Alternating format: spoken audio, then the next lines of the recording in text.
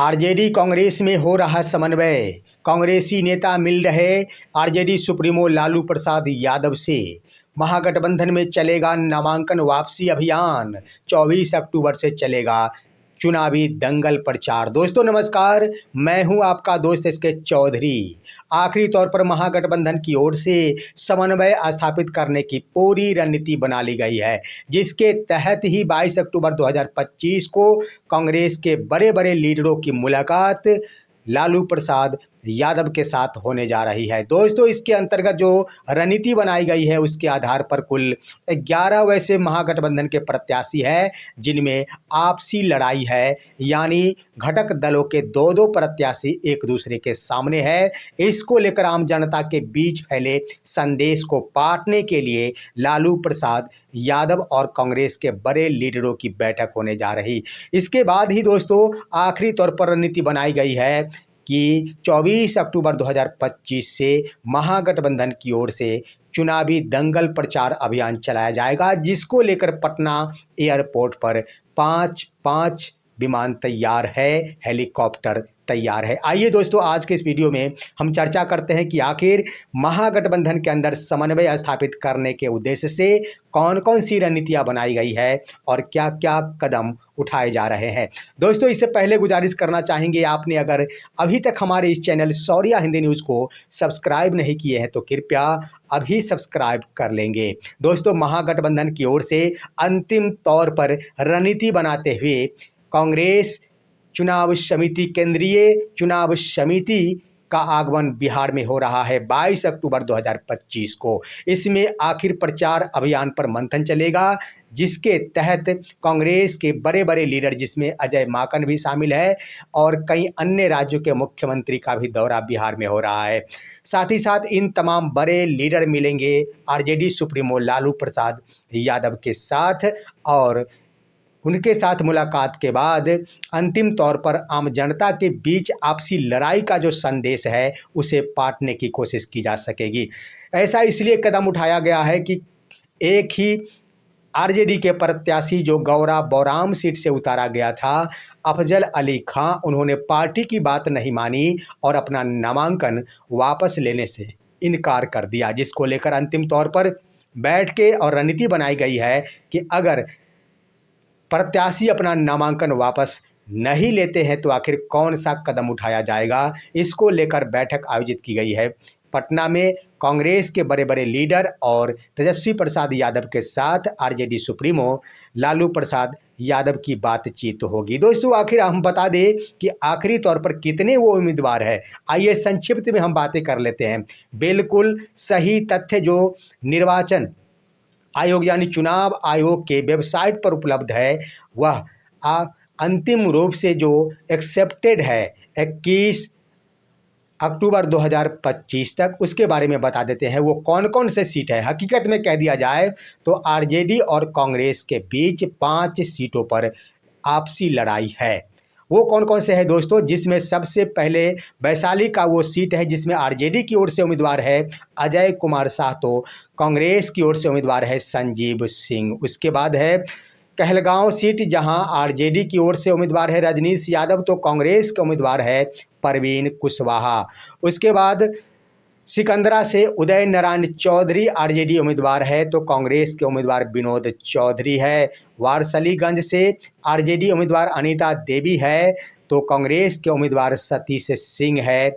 उसके बाद ये अंतिम तौर पर जान लिया जाए, ये 5 सीट है दोस्तों। ये इन्हीं 5 सीटों पर आपने गौर कर लिया कि इस तरह से एक कहलगांव सीट भी है रजनीश यादव, और जो आरजेडी के उम्मीदवार है तो उधर कांग्रेस की ओर से उम्मीदवार है परवीन कुशवाहा। तो ये 5 उम्मीदवार आपने गौर कर लिया, जिसमें वैशाली सीट पर आरजेडी कांग्रेस आमने सामने है। उसके बाद कहलगांव सीट पर आमने सामने है। उसके बाद वारसलीगंज सीट पर एक दूसरे के आमने सामने है। उसके बाद नरकटियागंज सीट पर एक दूसरे के आमने सामने है।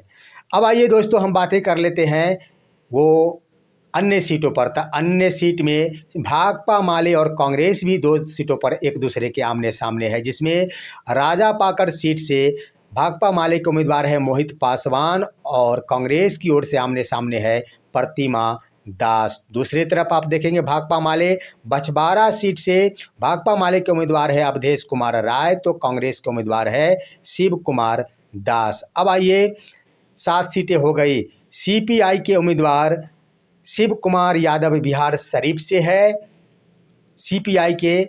उसके बाद इनके सामने है कांग्रेस के उम्मीदवार उमर खान। उसके बाद अब आइए दोस्तों कहरगढ़ सीट से है सीपीआई के उम्मीदवार महेंद्र गुप्ता, तो वहीं पर कांग्रेस के उम्मीदवार है संतोष मिश्रा। दोस्तों मैं बता दूं कि एक सीट मैंने वहां पर कहना भूल गया था, आरजेडी और कांग्रेस की ओर से जो अन्य सीट है नरकटियागंज, जिनमें राजद के उम्मीदवार है दीपक यादव और कांग्रेस के उम्मीदवार है शाश्वत केदार पांडे। तो इस तरह से 5 सीट पर सीपीआई भी हो गए, सीपीआई एमएल भी भाकपा माले भी हो गए, 9 सीटें हो गई। या 2 ऐसे सीट है जिस पर आरजेडी और वीआईपी एक दूसरे के आमने सामने है, जिसमें एक है चैनपुर, आरजेडी के उम्मीदवार है ब्रिज किशोर बिंद, तो वहीं पर वीआईपी के उम्मीदवार है बाल गोविंद बिंद। अब अंतिम है वही गौरा बोराम सीट, जो नामांकन वापस लेने की तिथि की भी समाप्ति हो गई, जहां वीआईपी के उम्मीदवार है संतोष सहनी, जो मुकेश सहनी के भाई है, तो वहीं पर आरजेडी के उम्मीदवार है अफजल अली खां।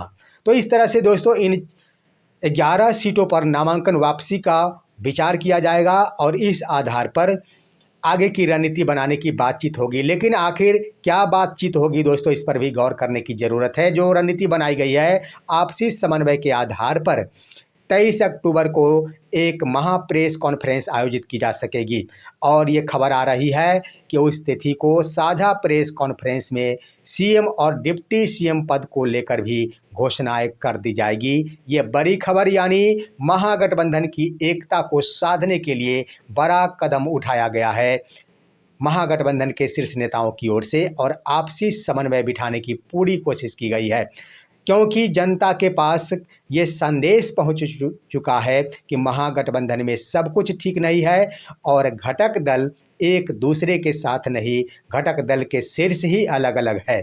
तो इन तमाम संदेशों को पाटने के लिए ये कदम उठाया गया है। दोस्तों इसके आधार पर 24 अक्टूबर 2025 को वो तिथि निर्धारित की गई है, जिस तिथि से चुनावी प्रचार अभियान चलाया जाएगा। और इसके लिए बता दूं कि पटना एयरपोर्ट पर 5-5 हेलीकॉप्टर तैयार रखे गए हैं, जिसमें 3 हेलीकॉप्टर आरजेडी के तेजस्वी प्रसाद यादव ने बुक कराए हैं और 2 हेलीकॉप्टर कांग्रेस की ओर से बुक कराए गए हैं। तो ये 5 हेलीकॉप्टर पटना में रखा गया है महागठबंधन की ओर से चुनाव प्रचार करने के लिए। अब आइए बातें करते हैं दूसरे पहलू पर भी कि अगर सहमति नहीं बन पाती है तो क्या होगा। दोस्तों यहाँ पर भी हमेशा निगेटिव और पॉजिटिव दोनों सोचना चाहिए। पॉजिटिव तो मैंने सोच लिया, ज़्यादा संभावनाएं 90% ये संभावनाएं मैं एक बड़ी जिम्मेदारी के साथ कहना चाहूँगा कि कांग्रेस और आरजेडी के बीच समन्वय स्थापित हो जाएगी। महागठबंधन एकजुटता का परिचय 23 अक्टूबर से देना प्रारंभ कर देगा, क्योंकि आम जनता के पास जो संदेश है उसे अविलंब ही पाटने की कोशिश की जा रही है, क्योंकि महागठबंधन की ओर से तमाम घटक दलों के विचारों पर मंथन किया जाए तो सभी के सुर में सुर मिलते नजर आ रहे हैं और एक ही बात कि महागठबंधन की सरकार बनानी है। वहीं पर दोस्तों आइए, अगर निगेटिव की बातें समन्वय स्थापित नहीं होती है तो क्या होगा। दोस्तों इस पर भी मैं बता देना चाहूँगा कि ये भी संभावना से इनकार नहीं किया जा सकता है, क्योंकि 2 इसके पहलू है। पहले पहलू पर गौर करेंगे तो हेलीकॉप्टर पटना में आज से नहीं, लगभग 4 दिन पहले से खड़ी है, जहां पर आप देखेंगे एनडीए की ओर से चुनावी अभियान शुरू कर दिया गया।